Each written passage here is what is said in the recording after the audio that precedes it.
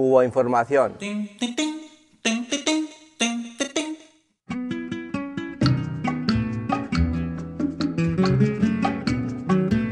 Cuba se plantea un proyecto social con su revolución donde buscó desinstalar precisamente estas desigualdades, donde pretendió desinstalar la injusticia que había heredado de años y siglos de colonialismo, neocolonialismo y un capitalismo terrible. O sea, el capitalismo de los países subdesarrollados, donde está la situación del capitalismo y está a su vez la desventaja mundial de vivir en un país que tiene un lugar en el mundo, vamos a llamarle inferior. O sea, eso es lo que encuentra Cuba cuando accede al poder una revolución que se plantea realmente superar esta injusticia, o sea, evitar la desigualdad desde la raza, desde la condición económica, desde la religión, desde el sexo y el género. O sea, se plantea superar las contradicciones y las desventajas que ese periodo histórico le había logrado. Y para eso se plantea un proyecto socialista. Eso estaba en el pensamiento de los que construyeron la revolución. ¿De dónde surgió? Bueno, nosotros vamos a tratar de dar algunas ideas de dónde surge y cómo nosotros tenemos un sustento ideológico en nuestra propia tradición y en nuestra propia formación como nacionalidad. Y después Maricel comentará experiencias concretas de cómo se trabajó por desinstalar eso. Por supuesto, vamos a estar fundamentalmente o esencialmente conversando acerca de las desigualdades del hombre y la mujer. Porque cada uno de estos procesos o cada una de estas desigualdades tendrían una historia de cómo se enfrentaron, pero todas, por supuesto, muy entrelazadas. Porque como se deduce y se infiere claramente de lo que acaban de explicar Alfredo y Ana, la desigualdad que se instala en el capitalismo tiene que ver con todo.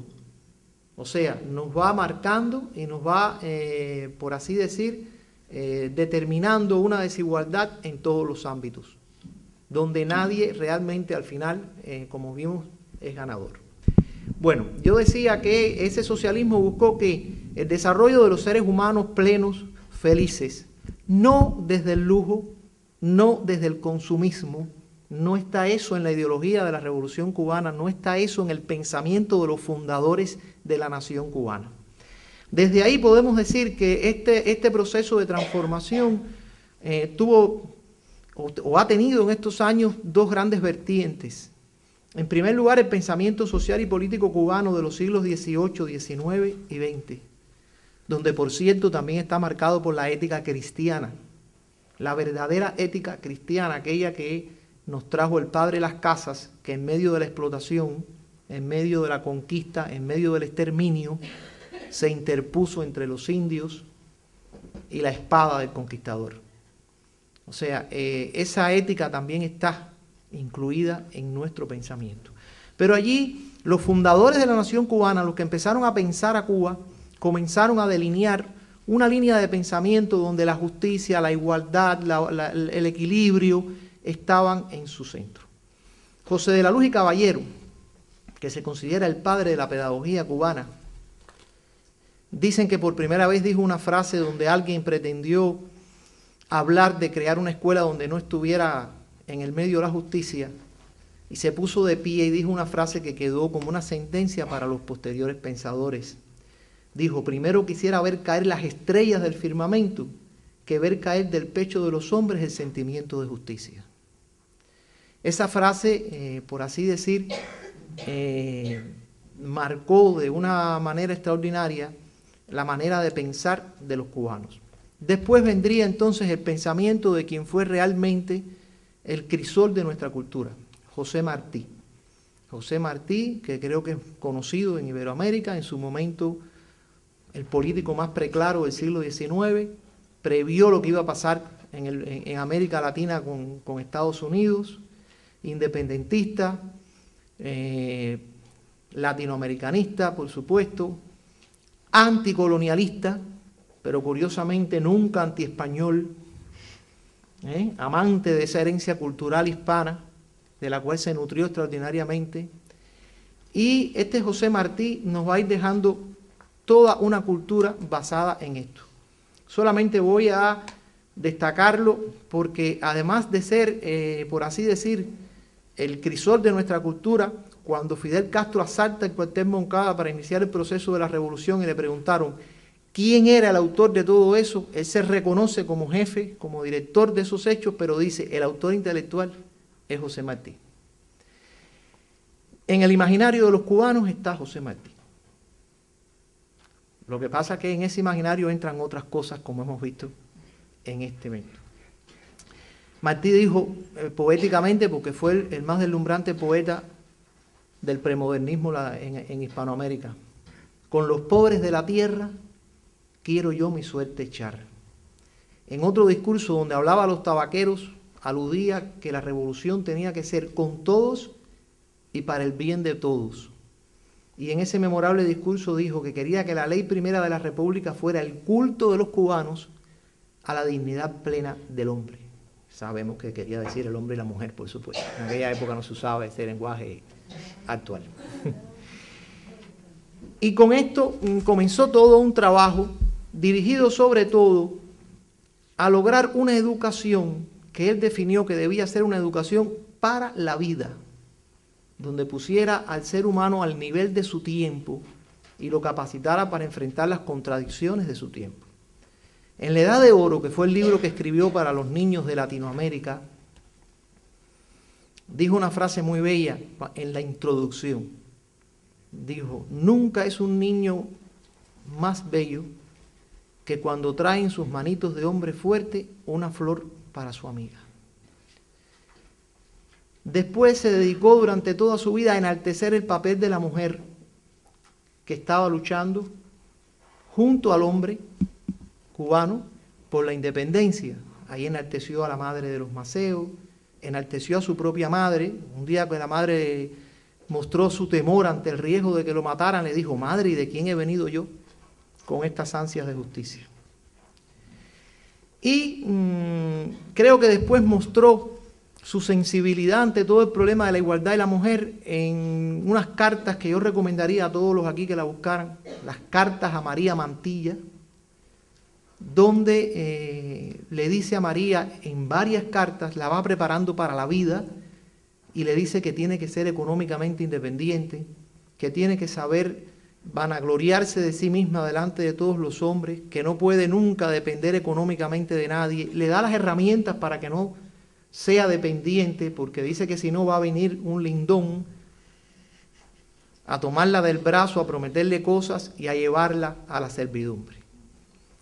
Yo recomendaría a todos los que no la hayan leído, por supuesto, buscar estas cartas y leerlas. Son conmovedoras. Un hombre en medio de un campamento en las selvas cubanas de entonces, escribiéndole esta carta a esta niña que la vio crecer junto a él y que fue, por supuesto, como una hija para él. A partir de aquí él comienza a partir de estas ideas, crea su concepción del hombre, del ser humano, donde está la felicidad ya no en lo material, sino en hacer el bien. Está la felicidad en el desarrollo pleno, en el desarrollo de la sensibilidad humana. Y nos funda una tradición por la educación integral. O sea, educar es educar integralmente. Por supuesto que esto en la práctica no es tan fácil. Pero no se trata de enseñar matemáticas, geografía, química solo, sino había que enseñar y educar para las artes, para la sensibilidad, para todo lo demás. Entre otras cosas, para la humildad. En una de esas cartas a María, él le dijo que tenía una fórmula para triunfar en medio de tantas luchas, de tantas desigualdades. Y le decía, María, para poder luchar y ser independiente, le dijo, mi fórmula es saber más que los demás. Fíjense el valor que le daba al conocimiento, no lo veamos como un hedonismo. Saber más que los demás, vivir humildemente y tener la paciencia y la compasión que los demás no tienen, como una fórmula para triunfar. Con esa fortaleza, al triunfo de la revolución, los cubanos incorporamos también la concepción marxista, porque necesitábamos una manera, una guía para desinstalar todo un régimen. Si seguíamos los postulados de Martí, que fundó realmente una guerra para hacer una república y que nunca permitió que se hablara solo de la guerra, sino de qué república debíamos que tener, a las alturas del siglo XX nos dimos cuenta los cubanos de que era necesario una transformación radical de la sociedad si queríamos lograr esas desigualdades. Por lo tanto, se trabajó y se asimila la concepción marxista. Ante todo por eso, porque eso fue lo que quiso hacer Marx. Podemos estar de acuerdo o no con alguna idea de Marx, pero lo que nadie puede dudar es que lo que quiso hacer Marx era sustituir la explotación, la enajenación del hombre, la inconsciencia del hombre frente al mundo que lo rodeaba para su desarrollo pleno. Cuando Marx muere, Martí hace una crónica y sin ser exactamente ni mucho menos un marxista, en aquel momento dice Martí, como se puso del lado de los débiles, merece honor. Por lo tanto, Cuba se plantea una transformación, entendiendo de que no puede haber una transformación social, espiritual definitiva si no se transformaban las condiciones sociales en que vivíamos. Y en eso hemos estado estos 50 años. En eso estamos, por supuesto, en un proceso que, como pueden escucharlo ustedes en cualquiera de las voces de nuestros máximos dirigentes, no ha estado exento de errores, porque además, Fidel decía, empezamos un proceso y el primer error quizás que cometimos era pensar que alguien tenía alguna idea exacta de cómo lo podíamos construir. O sea, era un proceso que la experiencia y la práctica no nos tiene que ir diciendo cómo lograrlo. A partir de ahí tenemos claro que hay que trabajar buscando la igualdad del hombre y de la mujer, su crecimiento pleno, su felicidad, su desarrollo integral. Hay que desinstalar todo lo que nos dejó el capitalismo en lo económico, en lo social, en lo cultural, y llegar, cuando digo lo cultural y lo educativo, llegar entonces a la subjetividad humana. Yo diría que ahí encontramos los mayores obstáculos, en todo el imaginario que tenemos, en ir educando a los hombres de que dejar de ser pobres no era convertirnos en ricos. ¿Verdad? Dice Paulo Freire, el educador cubano, el educador brasileño, que en el imaginario del pobre está ser rico. Y por ese camino, por supuesto, no podemos conducirnos. Es como que ahora en el imaginario nuestro esté el consumismo exacerbado. Desde la insatisfacción de necesidades básicas, querer entonces llegar al consumismo más propagandizado por ese modelo económico que también y de manera tan brillante nos han descrito nuestros antecesores en la mesa. Desde ahí, fíjense que es una transformación que tiene que ver con lo macroeconómico y con lo macroeconómico y con lo microeconómico, social y educativo. Hay que trabajar en toda la relación sociedad, institución, grupo, individuo. Desde las transformaciones más generales hasta las transformaciones que tenemos que estipular en los seres humanos en su vida cotidiana. Ahí encontramos la paradoja de cómo a veces desde un discurso, a pesar de un discurso social muy claro, en la vida cotidiana reproducíamos las desigualdades. Esa es una de las grandes contradicciones a las que nos hemos tenido que enfrentar. A veces un hombre con un pensamiento social clarísimo, con una disposición a morir por la revolución y por la igualdad social, no solo en Cuba, en toda América y en todo el mundo, ese mismo hombre a veces machista. O sea, no entiende el carácter a su vez ideológico que puede tener el desprecio, la subvaloración de la mujer. No le ve su carácter ideológico a la independencia de los seres humanos en los pequeños espacios.